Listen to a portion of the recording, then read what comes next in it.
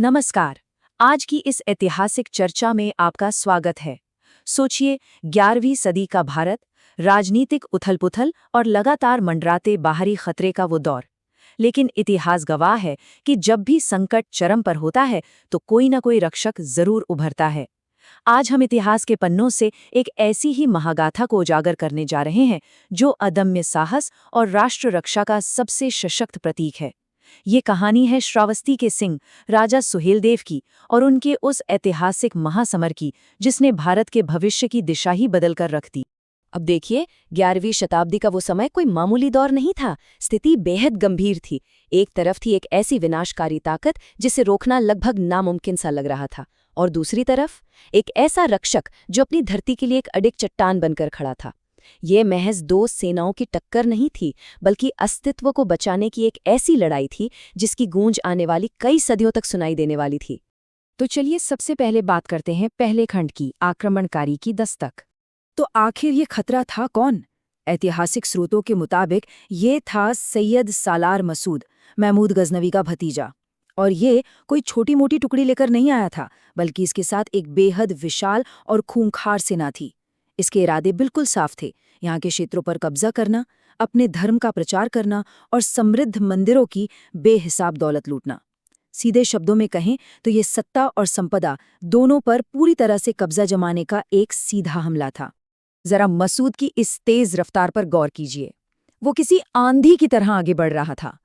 सबसे पहले उसने दिल्ली को रौंदा, उसके बाद मेरठ पर कब्जा किया और फिर तबाही मचाता हुआ सीधे उत्तर प्रदेश के बहराइच तक आ धमका।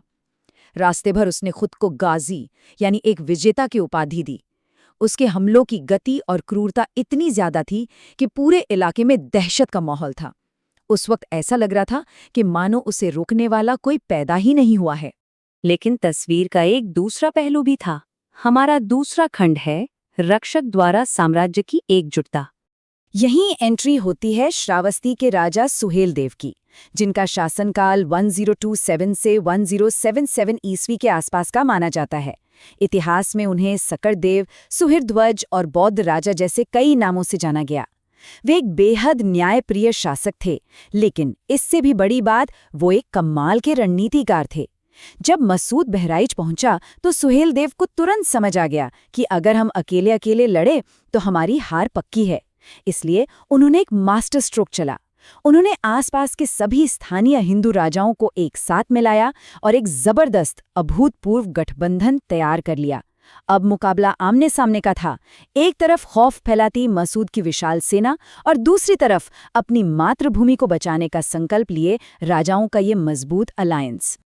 अब आते हैं तीसरे खंड पर, जंगल, परछाइयां और विष। यहीं से कहानी पूरी तरह पलटती है।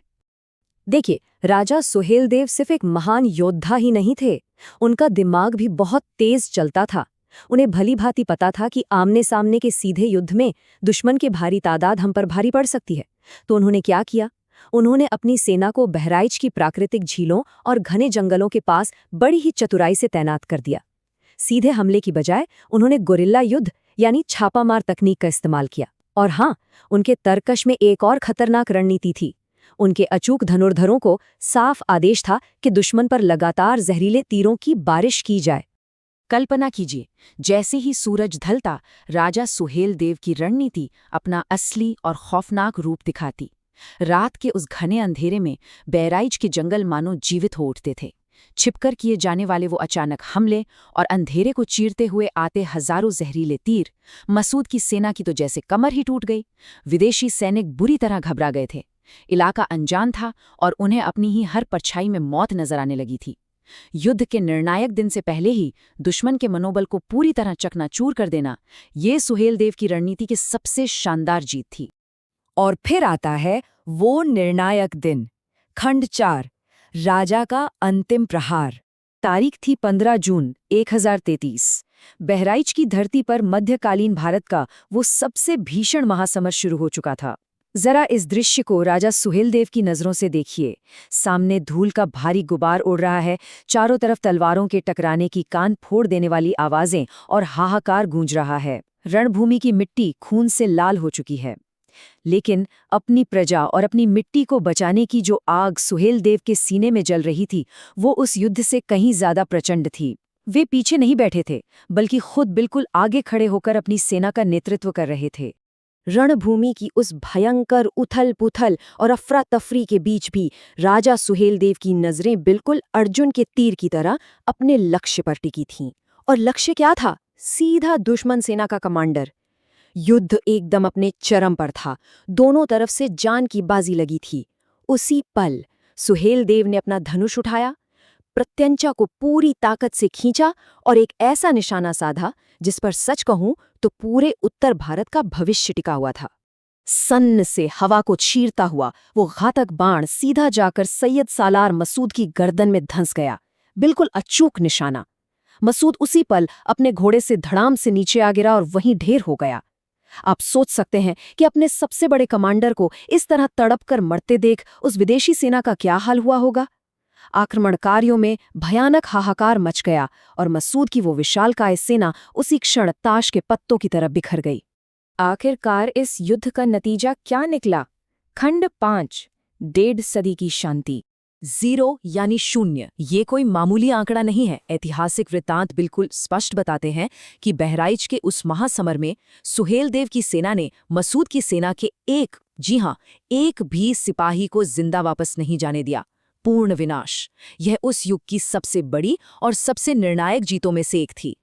और इसका असर देखिए, 150 साल राजा सुहेलदेव के उस एक प्रहार और उनकी सेना के अदम्य साहस ने विदेशी आक्रमणकारियों के दिलों में इतनी गहरी दहशत बिठा दी कि अगले लगभग 150 सालों तक किसी भी बड़े विदेशी आक्रांता ने उस रास्ते से भारत की तरफ आंख उठा के देखने की हिम्मत तक नहीं की। जरा इस टाइमलाइन पे नजर डालिए।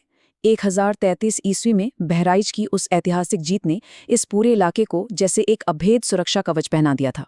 इसके बाद पूरी 11वीं सदी और 12वीं सदी के एक बड़े हिस्से तक यहाँ पूरी तरह से शांति और स्थिरता बनी रही। ये शांति तब जाकर टूटी जब 12वीं सदी के बिल्कुल आखिर में मोहम्मद गौरी का भारत में आगमन हुआ। मतलब साफ है, राजा सुहेलदेव के उस बेमिसाल नेतृत्व ने अपनी मातृभूमि को एक बहुत ही लंबा और सुरक्षित जीवन दान दिया था। तो अब अंत में हमारे सामने ये बड़ा और विचारणीय सवाल आता है कि कैसे एक एकजुट प्रयास और एक रक्षक का अदम्य साहस सदियों के इतिहास में हमेशा के लिए अमर हो जाता है। आज भी अगर आप बहराइच में चित्तौड़ा झील के पास जाएंगे तो वहां राजा सुहेलदेव की वीरता और उस महासमर की कहानियां बेहद फक्र के साथ सुनाई जाती हैं। वो स्मारक सिर्फ ईंट पत्थरों का कोई ढांचा नहीं है, बल्कि इस बात का जीता जागता सबूत है कि जब एक दूरदर्शी इंसान अपने लोगों को बचाने के लिए ढाल बनकर खड़ा हो जाता है तो वो सिर्फ एक सेना को नहीं हराता, बल्कि वो इतिहास का रुख हमेशा के लिए मोड़ देता है। आज की इस ऐतिहासिक चर्चा में मेरे साथ जुड़ने के लिए आपका बहुत बहुत शुक्रिया।